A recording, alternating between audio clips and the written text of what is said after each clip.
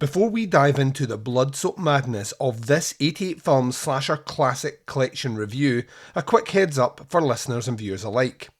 These episodes come straight from the podcast Under the Stairs archives, recorded before the launch of the YouTube channel and long before video podcasts became part of the show. These reviews were originally crafted purely for audio. So if the production feels a little rougher around the edges or a little more stripped back than current episodes, that's because you're hearing the show in its earlier form, raw, passionate, and let's be honest, a little waffly at times. Whether you're revisiting these reviews or discovering them for the first time, please sit back and relax and enjoy this trip through the golden age of mass killers, inventive gore, and VH era nightmares.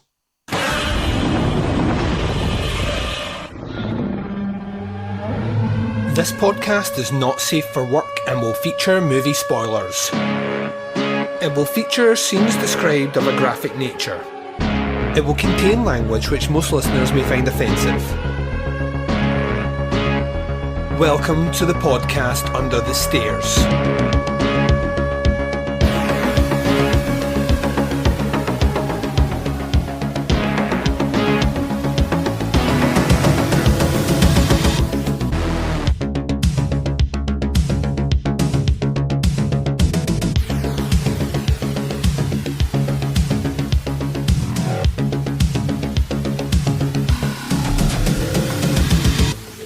Hi everyone and welcome to the podcast Under the Stairs. This is your Sunday 88 Films Slasher Classic episode. I'm your host Duncan McLeish. Welcome to the show. Oh, this series man, honestly, it gets some sort of perverse weird joy of just kicking the shit out of you. Like just spitting in your face and then asking for money. We're going to get to it. We're on disc number 19, and as you can hear in the tone of my voice, I am not best pleased with disc number 19. What a fucking crock of shit and waste of fucking money. Anyway, how we all did. Hopefully we did well. Hopefully you had a good Halloween. That's what I'm kind of leaning back on. I had a great Halloween, so much so that the obligations that I had to actually put out content before this episode fell by the wayside. I was like, you know what? I'm going to enjoy my Halloween, and I'm going to enjoy it a couple of days after Halloween, where I do sweet fuck all, sweet F.A. And ladies and gents, that is what I did. And I'm returning to you on Sunday, the day of this episode, going at a monster recording session ahead. I've got this one, I'm recording Monday's episode and Wednesday's episode as well, all in quick succession. That is right, ton of content coming your way. So we're going to start off with the bad, and hopefully by the end of these recordings I'm in a cheery mood. We'll never know until we get there. But there is a ton of content coming up next week for you guys out there. The delayed Jalloween episode drops tomorrow. That's your Monday episode. 3 fantastic Jallies coming your way in one beautiful Monday episode. Then Wednesday's episode will recap the final 11 movies from my 31 of October. So that's movies number 21 through 31. Some cracking movies on that list. I can't wait for you to hear about them. Thursday we announce Movie Club, the choice pick for Challenge Teapots, November 2019. So that is coming, well then, Thursday. You're going to find out what the movie is. Some people are already guessing, and there's been at least 3 guesses that I've seen that are spot on. So if you are the person that guessed that, chances are that you are ready to send in your review, and I look forward to reading it on the show. But that's not the end. So on Friday we drop another special bonus episode covering Doctor Sleep. I'm just in the house from seeing the movie. I have a lot to say about it, so that bonus episode will be coming out on Friday. And then, ladies and gents, we will swing into another Sunday episode just for you out there. It's the Arrow video assortment, and if memory serves, I think we're covering a little movie called Driller Killer. Very much looking forward to getting into that one as well. Okay, shall we do this? Shall we get into the fucking abomination, which is disc number 19? It's Scalps from 88 Films and their quote-unquote slasher classic range, which, I mean, we've denigrated those words to such a level now that just fucking it. Dog shit in a bag is a slasher classic according to 88 Films. Why are they doing this to me? Their Italian collection's fucking amazing. Like, actually amazing. I've given it 2 5-stars in the last 6 weeks to Italian Collection movies, and I'm about to give out the lowest grade I've ever given out on a Sunday episode momentarily, which you're going to hear right after promos for shows that I love, and then the trailer, if there's one that fucking exists, for this piece of shit, Scalps. We're right back to discuss it right after this. Want to learn more about horror directors? With a lighthearted look at 3 of their movies? Meet fearless podcaster Gore Blimey.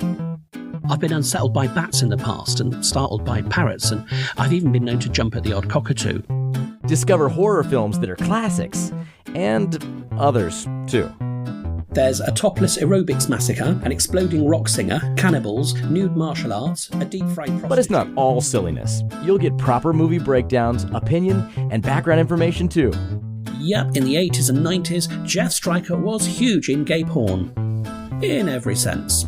So if you're a horror film fan, come and check out the Trilogy of Terror podcast at strangeanddeadly.com, or find it on Apple Podcasts, Stitcher, or on your podcatcher. One of those people that has a certain charisma and a certain style, and I'm just hoping one day he'll rub off on me. The Trilogy of Terror podcast, where we try 3 times harder to give you the willies. She did not know she was calling evil spirits of the past. They did not listen to the warnings before digging up the sacred ground of the dead. I'm feeling the evil in this ground. It's alive with evil. Stop it! Scalps. Now they have awakened a terror unknown. She's nuts. We'll all die if you don't stop. We must leave. We must. All dead. And then they became part of the land. Enter a bizarre new world of unspeakable horror never before shown in a motion picture. Black magic will surround you. Look. It's blood. And it's coming from nowhere. Your blood will run cold. Alan! Alan! Where are you? When the dead walk the earth, the living must die. Scalps. 100 years of hatred uncovered. It's drums. Drums and chanting. Let me in.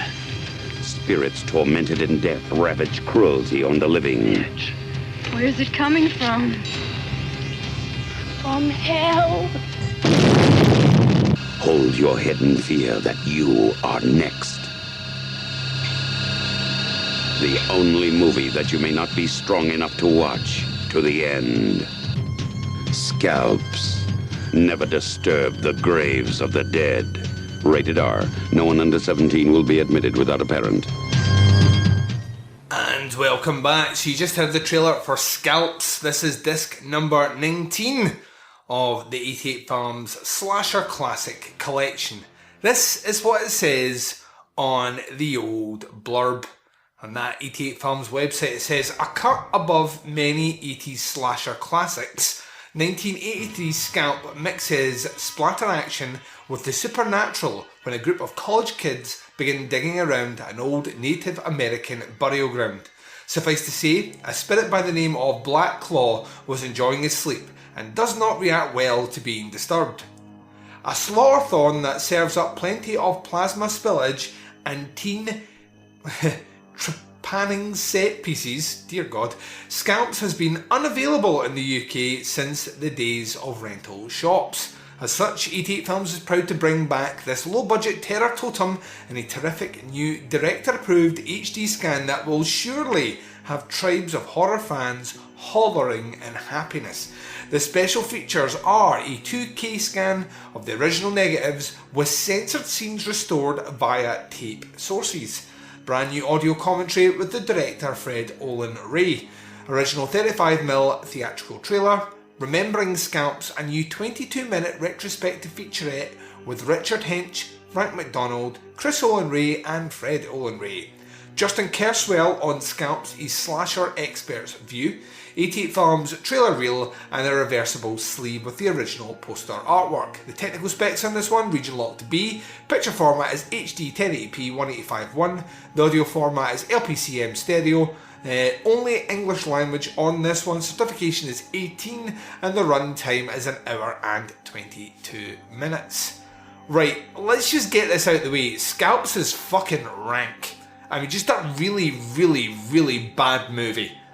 And I'm not even saying that, like, there's a part of me that enjoys really, really bad movies when it's something like Blood Feast, for example. Blood Feast is a great example of a very poorly acted, poorly crafted, kind of gory, nasty, weird, strange little movie, which gets in, gets out, and I love every second of it because it is like watching someone trying to learn how to put a movie together but not quite sure what they're doing. But that movie knows that it can lean right back on the fact that you don't have to wait a long time before you get the gore. No one has obviously even remotely considered that when working on the project. Scalps' biggest crime is you have to wade through almost an hour of fuck all happening. Like, fuck all happening before the deaths start. I put a little timer on this one. It's about the 47th or 48th minute. Things start to take a sinister turn, and you are stuck with, like, not even mediocre acting, like terrible actors out in the hills, out in the middle of nowhere, being poorly shot, because the transfer on this one is fucking awful. It is honking. It is rank. It is like a waste of... Why commit a 2K scan of this? It doesn't look any better than it would have on VHS. It blows my mind that anyone has spent money on this one. It blows my mind that I've spent money fucking buying this, right? I'm enabling this. But this is essentially what you get with this movie, is like just really, really poor cinematography. Like, awful cinematography. No clear idea of when things are going to kick off. Not enough about the mythology. The mythology to me is the exciting part. It appears that this movie may have been a bit bastardised before its release. And if that is the case, I kind of feel sorry for Fred Ray, but then I have seen other projects of his that maybe are not as poor as this, but aren't much better. So I think, you know, I hide behind that excuse for a little while.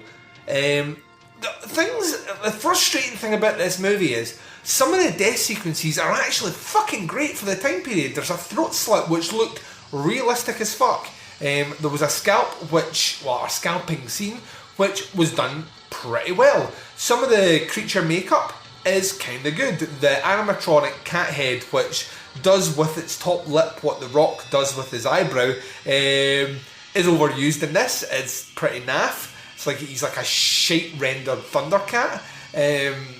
So you've got that. So the little bits like that where I was like, this is kind of right, this is at least doing something, but it is surrounded. It is not only bookended, but it is surrounded in a quicksand pile of bad filmmaking, bad acting, monotonous or repetitive score. The score in this one is synthy and it's ominous, and it just continues and continues. To me, the exciting bit is the stuff about the Native American lore, and I really feel they should lean into that more, especially for the time period. It says a lot, and I obviously don't know. I don't know Justin Kerswell at all. I would love to speak to him. I find his book fascinating. I actually really enjoy his slasher book, but it appeared to me that his little critique of Scalps had been cut in such a way where they cut out certain words like bad, like the way it's bad, awful, amateur. You know, like these words feel like they were on the tip of his tongue, but then we get a cut to a scene of someone doing something and then a return to him talking. He didn't actually have, it's a 10-minute segment, it's like a 10-minute interview, and he goes back to repeating himself quite a lot in those 10 minutes. I think mostly because I think he's even trying to find a lot positive to say. He covers a lot of the points, in fairness, that I cover, that some of the effects are kind of cool, the kind of setup is kind of interesting, but out with that, there is nothing in Scalps to hang your hat on at all. It is a colossal waste of time. It feels double the length as well. That opening 40 minutes felt like it went on forever and ever and ever. It just kept going and going, and I could not get my head round when things were going to take the turn. I love the idea of the spirit jumping body though. That to me is kind of cool. Had they just done that more, this movie could have been salvaged somewhat, even with its poor cinematography. The thing about the cinematography is, like, even by 82 or 83 standards, this is bad. By 70s standards, this was bad.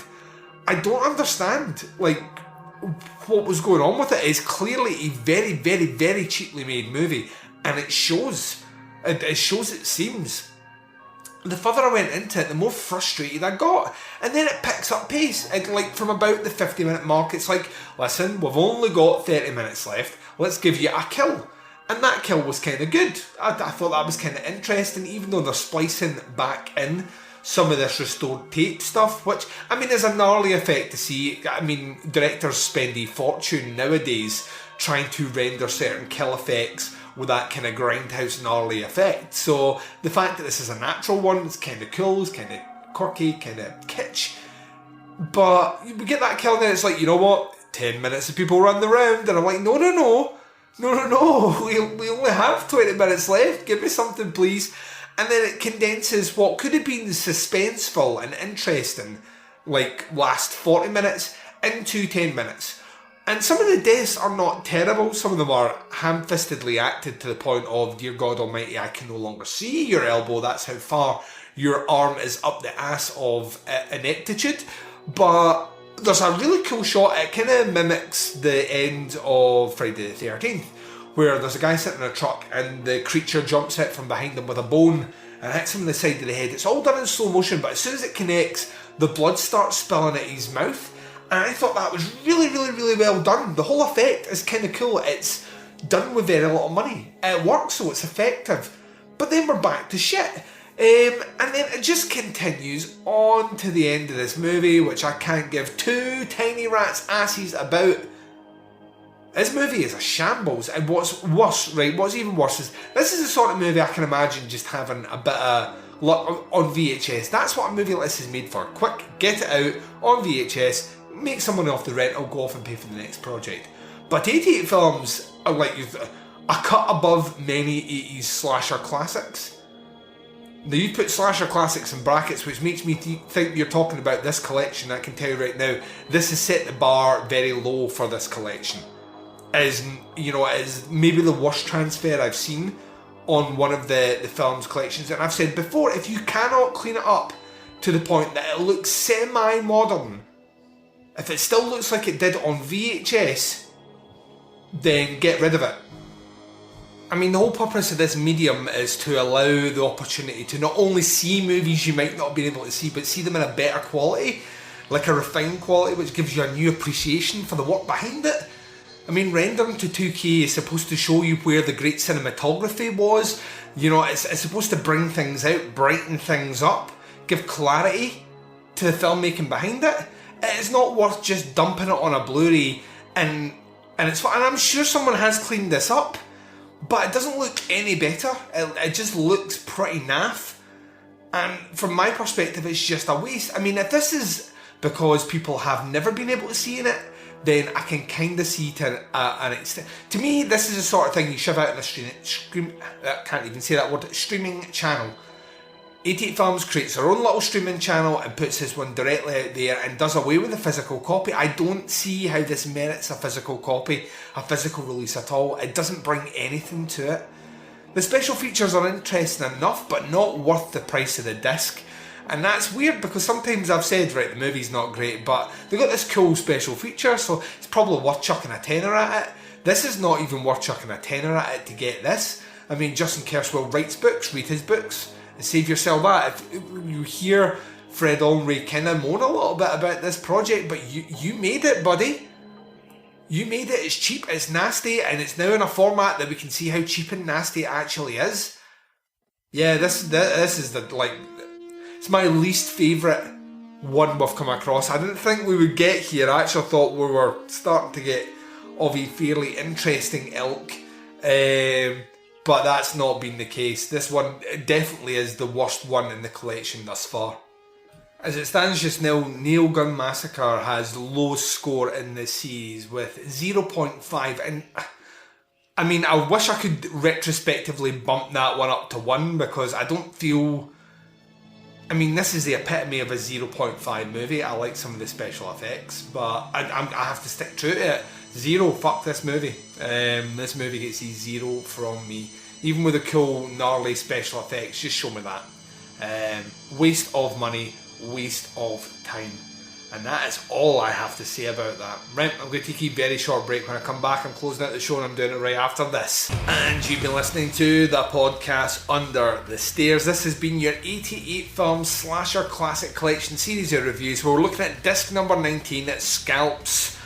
Coming up in 3 weeks' time, we turn our attention to disc number 20, which is Drive-In Massacre. According to the website, it says thus: a year before, the slasher boom really hits its stride with John Carpenter's legendary trendsetter Halloween, there was Drive-In Massacre, an early slice and dice prototype that is finally achieving its rightful reappraisal courtesy of a brand new 2K scan from the splatter movie addicts at 88 Films.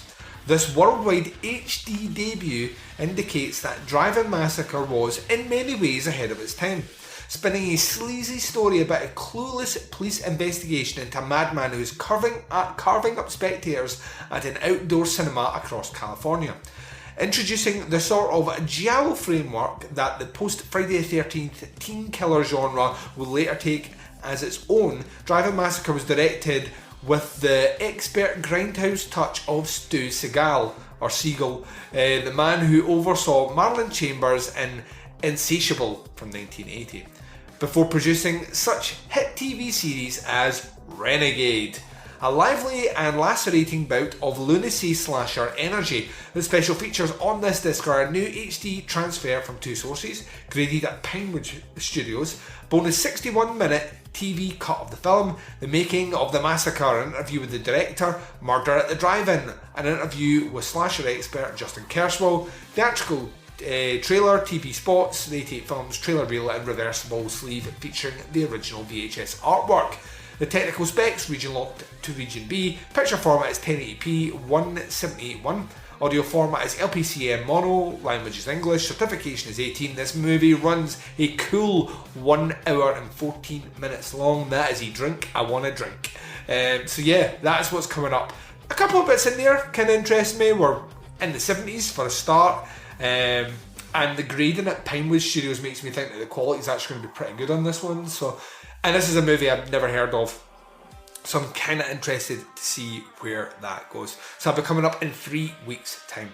There's a multitude of ways to check out podcasts Under the Stairs. As always, I say come across and check us out on Apple Podcasts. Subscribe to the feed, that way you get the shows as and when they drop and access to the entire back catalogue of Teapot's content. Leave us a rating and a review. It's the best way to support us on that platform. You can also check us out at Stitcher, Smart Radio, SoundCloud, Google Play, TuneIn and of course Spotify.